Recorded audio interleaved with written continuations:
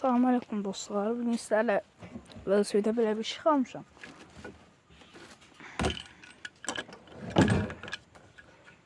Belədir, toxunacaqla işləyir. İnşallah bunu bir gün quracam bir qabağa. Yəni düz duracaq və düz yerini tutacaq. Bu belə duracaq. Bu bir yana. Çok da aldım. 2 güne batıyor tok. Böyle bir tane tok aldım. Burada da tok var ama 2 güne düşüp da. Neyse bunu böyle bağlayacağım ara. Liste gösterin necə bağlayacağım.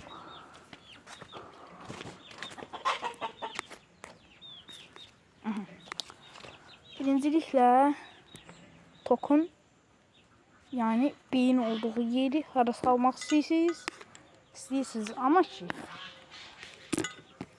yani o batarya falan koymak istəyirsə bataryanı yani bura koymak lazımdır.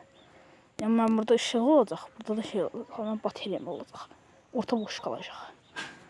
O yüzden ben ortanın boş olmak səbəbini keçirdirəm bura.